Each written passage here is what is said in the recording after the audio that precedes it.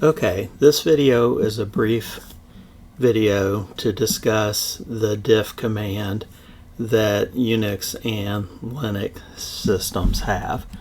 So, in Unix, if you're not familiar with this, we have the concept of man pages, which are pages from the manual. That's where man comes from.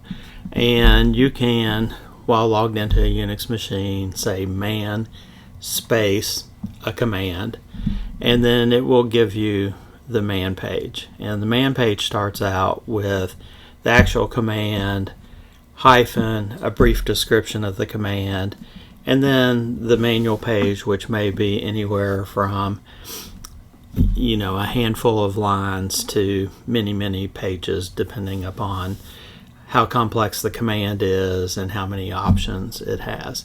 But anyway, I went to the man pages to see what the brief description was that was given, and it varies slightly from different versions of Unix to other versions. So Mac OS, which is a Unix operating system, it said that diff stood for differential file and directory comparator. Older FreeBSDs say compare files line by line.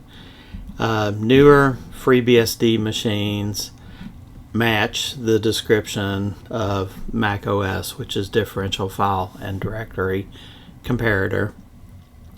Red Hat uses compare files line by line. SUSE says compares files line by line. And then the last one I looked at was Ubuntu, which says compare two files. So all those really say the same thing, is we're going to take two files and compare them and or see if they are the same or different.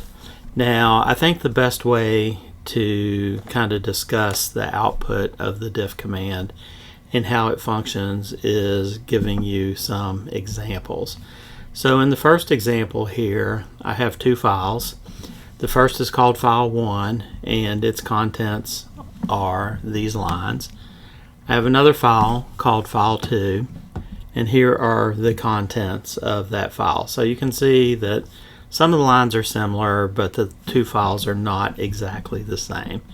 So what we do is, in this example, I issued the command diff space file 1 space file 2. So I want to use the diff command to compare those two named files. And when I do that, this is the output that I get.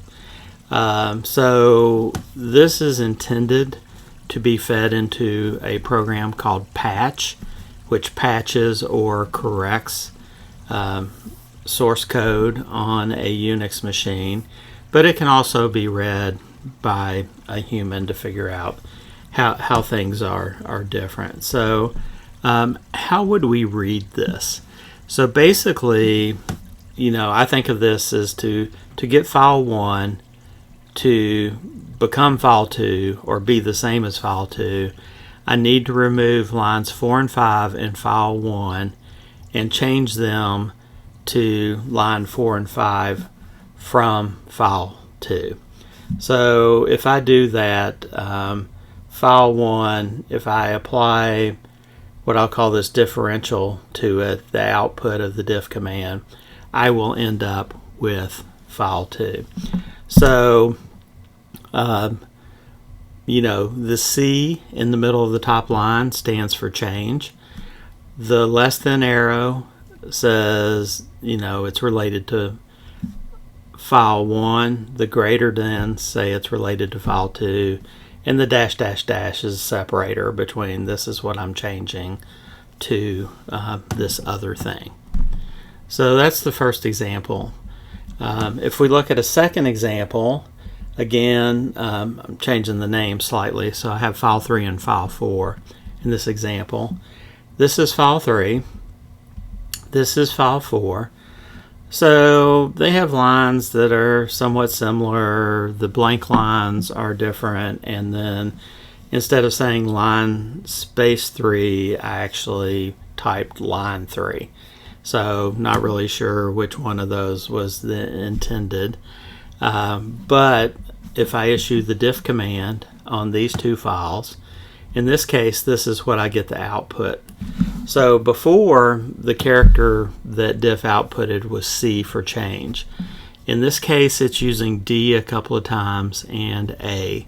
So D means delete and A means add. So, same question as before. How do we read this, or how do we interpret this?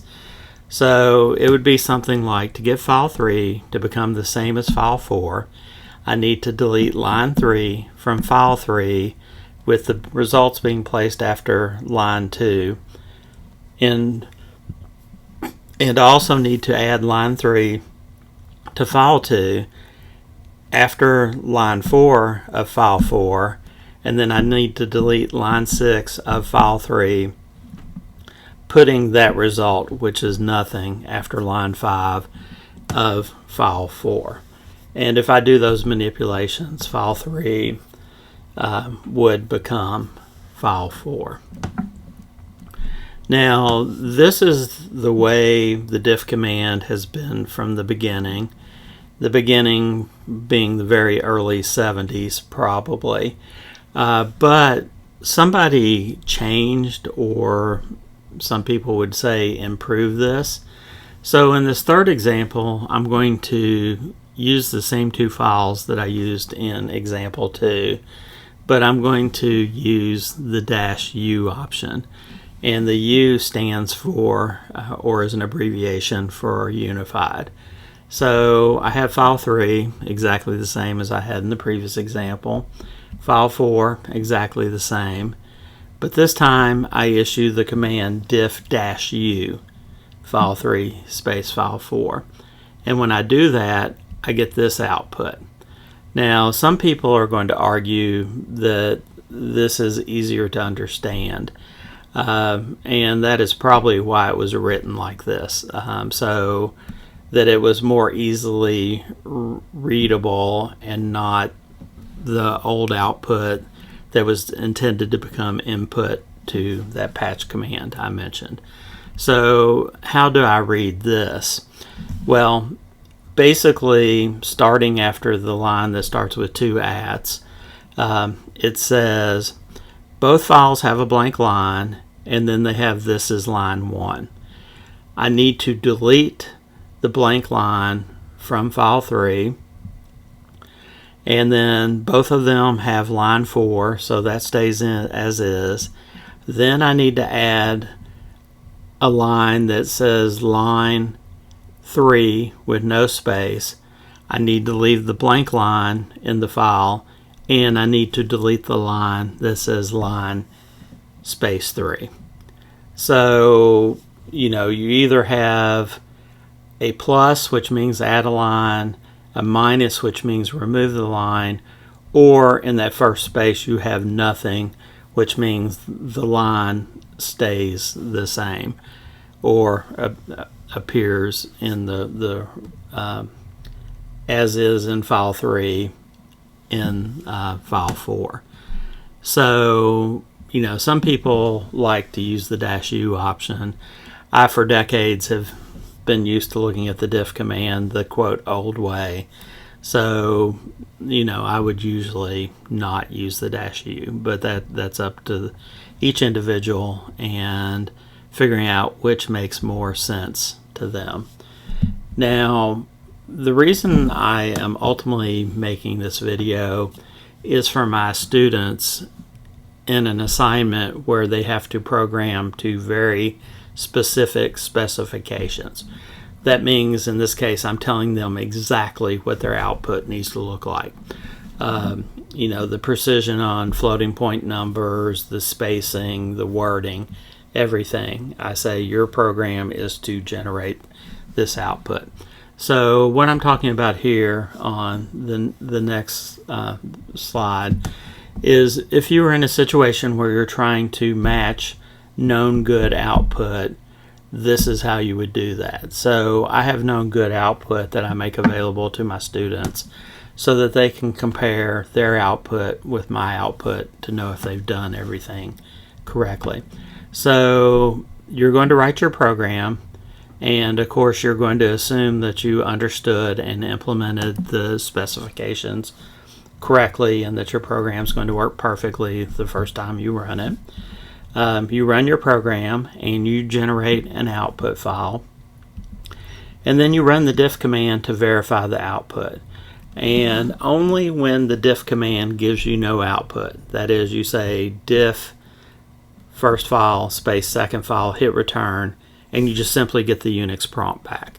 That means there were no differences between the file, and at that point you know that you have generated the output correctly. Now, if the diff command generates output, then they don't match exactly. You have to kind of look and see where the output is different, then go back into your source program and correct your print statements or whatever generated the output to make them work correctly. Once you think you've done that, you kind of repeat this over and over again. You run your program, generate the output file. If the diff command gives you output, you go back and try to fix that. And ultimately, hopefully at some point you get to the point where you say diff my file against the known good output, and you get no output, which means yes, you have matched the output exactly. Now I added one last example here to show you something that sometimes throws my students. So in this example, I have a file 5. Here's its contents. Here's file 6. Here's its contents. And I look at those and say, oh, I'm good to go. Those two files are exactly the same. So then I run the diff command just to verify that, and the diff command gives me this output. And I'm a little puzzled by this, because the way we would read this is we need to remove line 3, line 4 from file 1 and add back in line 3 and line 4 to match the output file. So you'll look at that real quick and you'll say, oh, those are exactly the same. The diff command screwed up. Well, in reality, what I did is in one of those input files, after line 3 I put a space, and after line 4 I put a space. So we have non-printable characters that when we look at the file, we don't necessarily notice or see those, but the diff command actually knows that one of those files has spaces, an extra space probably at the end of the line. So sometimes the output can be misleading or look incorrect, but that would be a result of non-printable characters, or what in the Unix world is often called white space. So that is my brief discussion of the diff command and how to use it and how to read the output.